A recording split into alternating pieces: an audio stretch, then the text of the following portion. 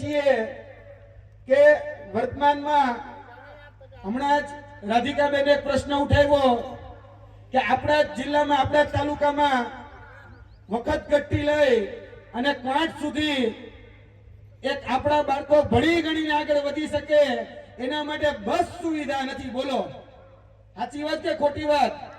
સાચી વાત ને?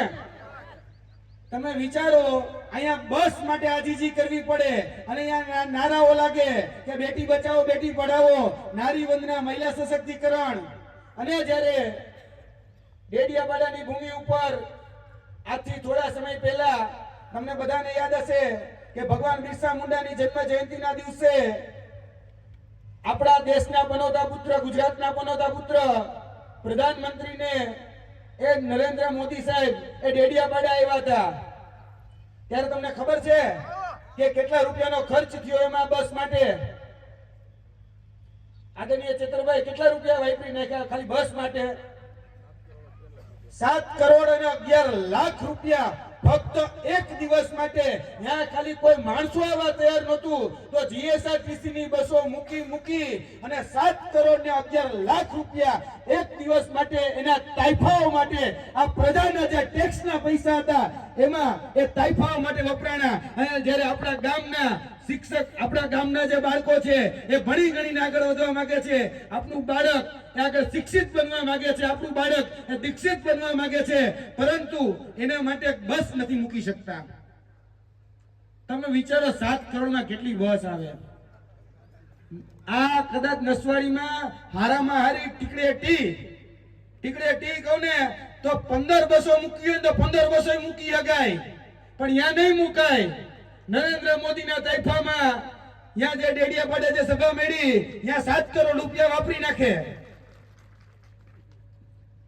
આ દુઃખ, આ પીડા, આ વેદના એ તમારા સમક્ષ વ્યક્ત કરવા માટે આવ્યા છીએ.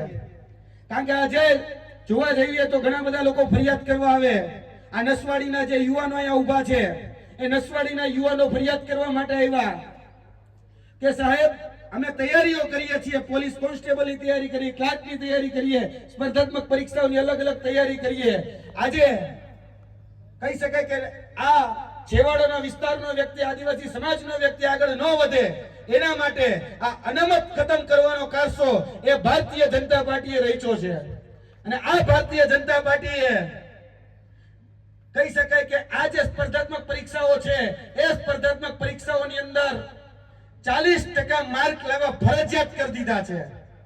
આ 40% માર્ક ફરજિયાત એટલે એક બેરિયર કે ભાઈ આદિવાસી સમાજનો બાળક એ ભણી ગણીને આગળ ન વધવો જોઈએ, એ કલેક્ટર ન બનવો જોઈએ, એ કોન્સ્ટેબલ ન બનવો જોઈએ, એ પીએસઆઈ ન બનવો જોઈએ. એને ધ્યાનમાં રાખી આ 40%નો ક્રાઇટેરિયા એ બંધારણની વિરુદ્ધમાં જઈને આર્ટિકલ 14, આર્ટિકલ 16 એ બધાનું ઉલ્લંઘન કરીને આ કારસો રચવામાં આવ્યો કે આદિવાસી સમાજની અનામત ખતમ કરવામાં આવે.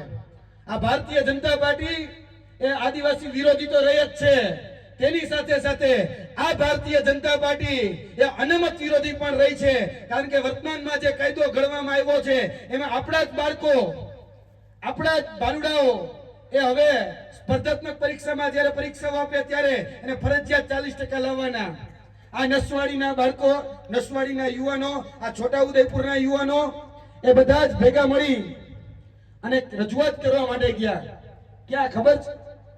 આ છોટાઉદેપુરના એક રીલ કલેક્ટર આવ્યા છે, રીલ જે રીલો બનાવવામાં જ વ્યસ્ત છે કલેક્ટર.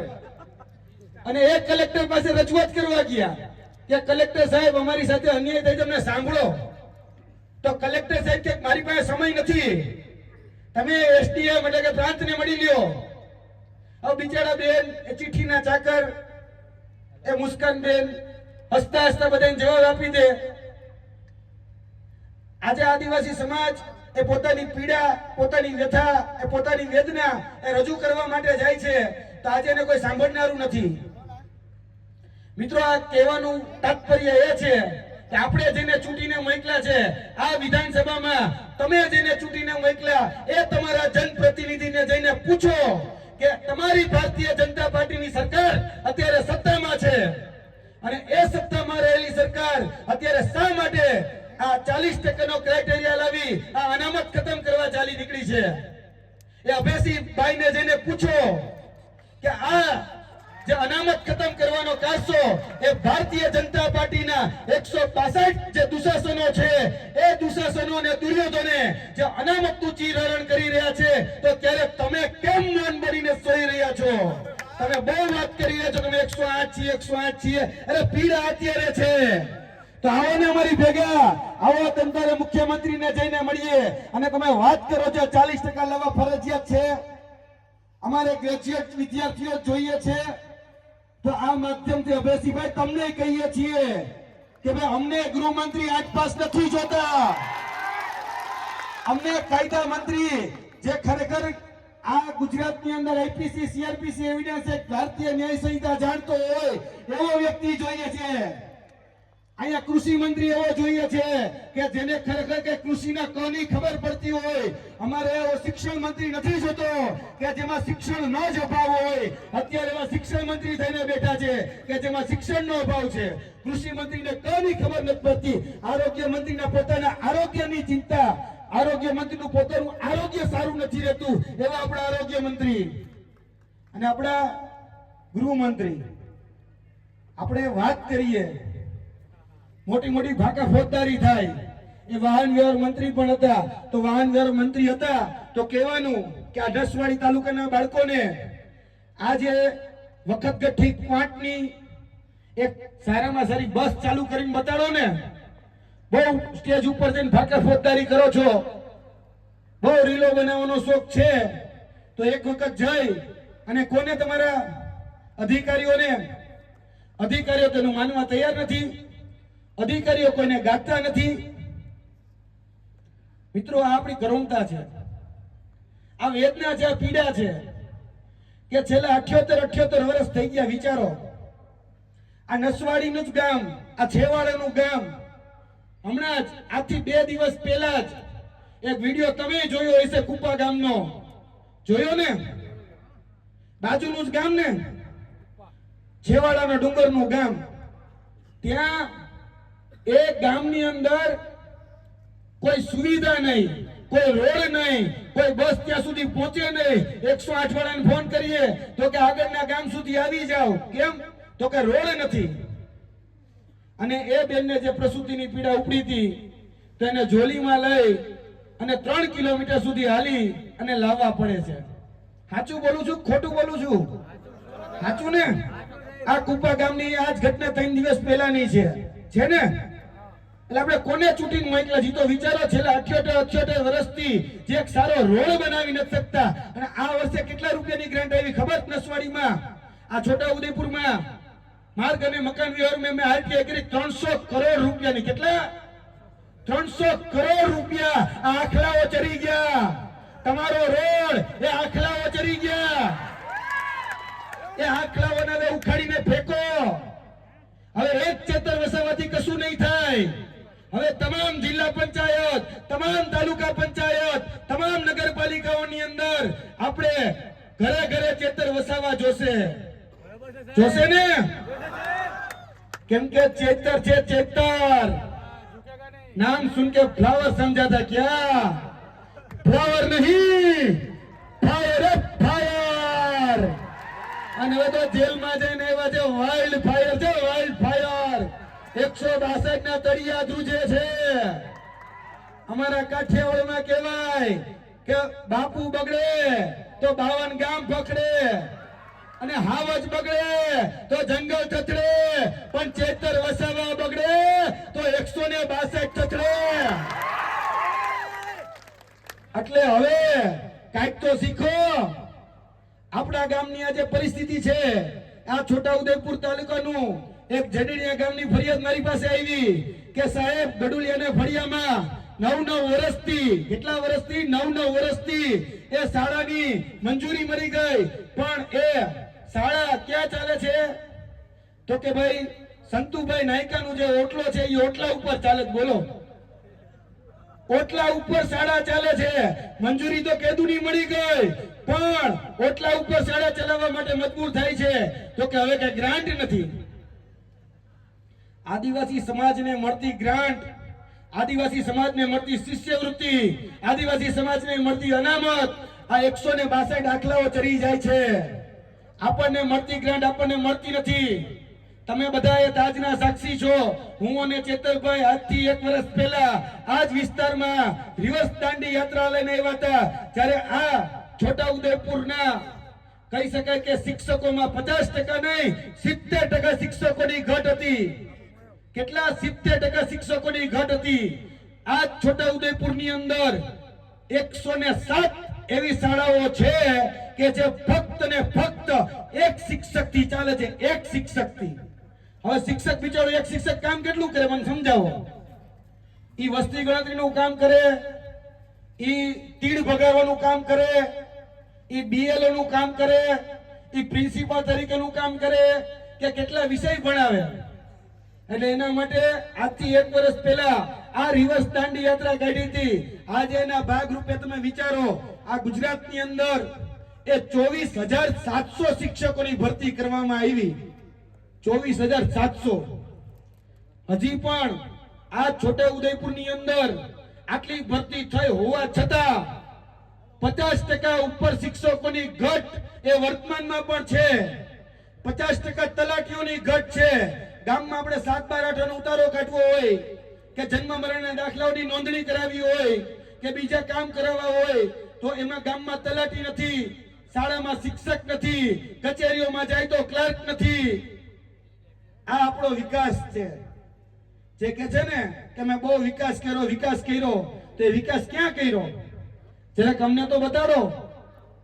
કારણ કે છેલ્લા ઘણા સમયથી જોવા જઈએ, છેલ્લા 1 વર્ષ થઈ ગયું. હમણાં જ ભૈલાએ જે વાત કરી મારા આગળના મિત્રએ કે આદિવાસી સમાજને મળતી જે શિષ્યવૃત્તિ હતી એટલે કે પોસ્ટ મેટ્રિક શિષ્યવૃત્તિ યોજના, એ આ ભારતીય જનતા પાર્ટી જે ભય ભૂખ અને ભ્રષ્ટાચારની જે રાજનીતિ કરે છે, એ ભય ભૂખ અને ભ્રષ્ટાચારની રાજનીતિમાં આપણા બાળકોની જે શિષ્યવૃત્તિ હતી એ છેલ્લા 1 વર્ષથી રોકીને બેઠી હતી. ત્યારે આદરણીય ચેતરભાઈ સાથે અમે તમામ જેટલી પણ આદિજાતિ કમિશનર કચેરીઓ હોય એનો ઘેરાવો કર્યો. બિરસા મુંડા કચેરી જે ગાંધીનગર ખાતે આવેલી છે એનો ઘેરાવો કર્યો. વિધાનસભા છે તો વિધાનસભાનો ઘેરાવો પણ કર્યો. ત્યારે એ કહેતા મને રાજીપો છે કે 460 કરોડ રૂપિયા એ આદિવાસી સમાજની જે શિષ્યવૃત્તિ હતી એ 460 કરોડ રૂપિયાની શિષ્યવૃત્તિ આ સરકારે આપવી પડી અને મને તાળીઓ થઈ જાય. આપણે એને મજબૂર કરી ગયા. બાકી આ સરકાર તમે બધા જ જાણો છો કે કૌભાંડો કરવામાં અત્યારે પણ મનરેગા કૌભાંડ જોવા જઈએ તો જે રીતે ચેતરભાઈ વસાવે મનરેગા કૌભાંડ ઉજાગર કર્યું, નકલી કચેરી ઉજાગર કરી. હમણાં થોડા સમય પહેલા બાજુના જ વિસ્તારની અંદર જે ડુપ્લિકેટ કોલેજો ચાલતી હતી ઉજાગર કરી તો એને જેલમાં નાખી દેવામાં આવ્યા અને મનરેગાનું નામ બદલી અને જી રામજી કરી નાખવામાં આવ્યું. ખ્યાલ છે ને? એટલે નામ બદલવામાં આ સરકાર હંમેશા માહિર રહી છે. મનરેગાના કૌભાંડ એને દબાવવા છે પણ દબાતા નથી. મિત્રો, આપણે બધા હવે જાગૃત થવાની જરૂર છે. આપણે બધા હવે લડવાની જરૂર છે. આપણે બધા ભેગા થઈ આ જે ભય ભૂખ અને ભ્રષ્ટાચારની જે રાજનીતિ કરે છે એની સામે હવે જનતા રેડ કરવાની જરૂર છે. હમણાં થોડા દિવસ પહેલા આ જ સંખેડાની ભૂમિ ઉપર મને યાદ છે કે આપણા સંખેડા તાલુકાનું દામોલી ગામ અને એ દામોલી ગામની અંદર જે ખનન માફિયાઓ હતા, જે રેતી માફિયાઓ હતા, એ રેતી માફિયાઓ એ રેતી ચોરતા હતા. આજથી 4-5 દિવસ પહેલાની જ ઘટના.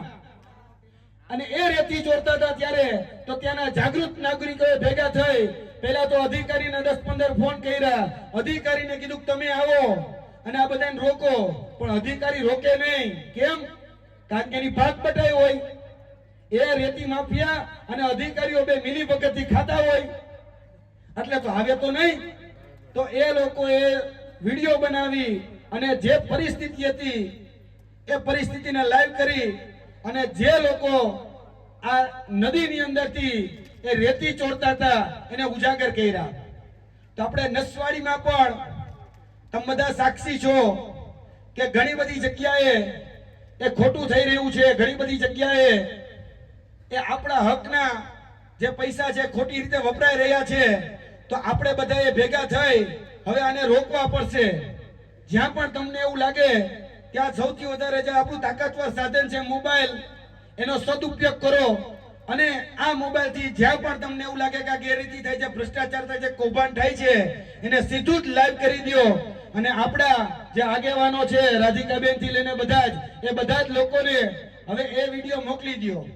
એટલે આપણે બધાએ હવે જાગૃત થવાનો સમય એ આવી ગયો છે. એટલે વધારે વાત નથી કરવી, કેમ કે આપણે બધા જ જાણીએ છીએ કે આ ભારતીય જનતા પાર્ટી વિશે જેટલું બોલીએ એટલું ઓછું છે. જાહેરાતો તો એવી કરે જ્યારે સિંહની ગર્જના કરતા હોય, પણ કામ તો કે ગોકળ ગાય જેવું કામ કરે. તમે જાણો છો કે હમણાં જ આપણે અહીંયા કહી શકાય કે રાજવાસણા જે ગામ છે ત્યાં અત્યારે રબર ડેમ બનાવવાનો અત્યારે કહી શકાય કાર્યક્રમ ચાલુ છે ને, કે રબર ડેમ બનાવવો છે. પણ એ રબર ડેમમાં અત્યારે જે કામ છે એ હજી કામ ગોકળ ગતિએ ચાલે છે, હજી સુધી બન્યું નથી. વધારે વાત ન કરતા આપણે ચેતરભાઈ વસાવાને પણ સાંભળવાના છે. શિક્ષણ અને યુવાનો આપણે બધાએ હવે જાગૃત થવાની જરૂર છે. આપણા જે પ્રાણ પ્રશ્નો છે, આપણને જે અત્યારે ક્યાંક ને ક્યાંક આપણા હક અધિકારો છીનવાઈ રહ્યા છે, એ પછી અનામતના હોય, એ પછી રોજગારીના હોય કે શિક્ષણના હોય, એમાં આપણે બધાએ લડવું પડશે. આગળના દિવસોમાં અમે તમારા સમક્ષ આવવાના છીએ.